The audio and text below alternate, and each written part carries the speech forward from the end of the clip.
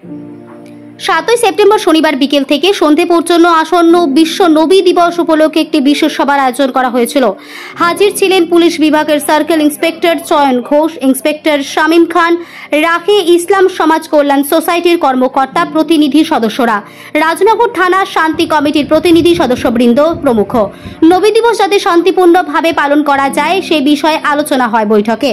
আগামী 15ই সেপ্টেম্বর বিশ্ব নবী দিবস উপলক্ষে রাজনগর এলাকায় সাফাই অভিযান, রাজনগর ব্লক হাসপাতালে ফল মিষ্টি বিতরণ কর্মসূচি পালন করা হবে। পরের দিন 16ই সেপ্টেম্বর বিশ্ব নবী দিবস উপলক্ষে মাদ্রাসা শাহবাজিয়া ইমামবাড়া প্রাঙ্গণ থেকে একটি বর্ণাঢ্য শোভাযাত্রা বের হলে এলাকায় পরিক্রমা শেষে পুনরায় মাদ্রাসায় ইমামবাড়া অঙ্গনে ফিরে আসবে।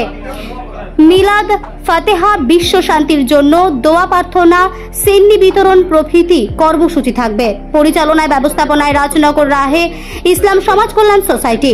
আয়োজকদের পক্ষ থেকে সকলের উদ্দেশ্যে শান্তি ও সম্প্রীতির বার্তা দেওয়া হচ্ছে। মিটিং শেষে সাংবাদিকদের সামনে বক্তব্য রাখেন রাহে ইসলামের তরফে মোহাম্মদ শরীফ ও শান্তি কমিটির তরফে প্রদীপ দে। ওনারা প্রতি বছর ফল বিতরণ করেন, রক্তদান এবছর করছেন না, রক্তদান শিবিরও করেন এবং রাস্তাঘাট পরিষ্কার সাফাই অভিযানটাও করেন। খুব সুন্দর লাগে আমাদের, আমরাও সহযোগিতায় থাকি এবং এইভাবেই আমাদের সম্প্রীতি বজায় থাকে এবং আশা করি থাকবে। আজকে রাজনগর থানায় আমাদের এই নবী দিবস সে সম্পর্কে একটা আলোচনা সভা আহ্বান করেছিল। সেখানে আমরা রাহে ইসলাম কমিটি এবং শান্তি কমিটির সকল সদস্য উপস্থিত ছিলাম।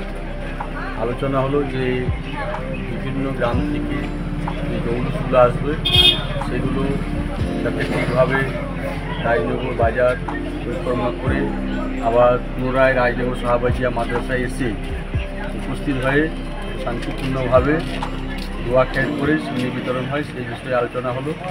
আমরা রাজনগর থানার আধিকারিক এবং সিআই সাহেব ছিলেন, আমরা বললাম যে আমাদের প্রায় 6000 মানুষ একত্রিত হয়ে এই উৎসবে এবং নবীজির যে বাণী, শান্তির বাণী, সে বার্তা সেটি মানুষের কাছে পৌঁছে দেওয়া হবে।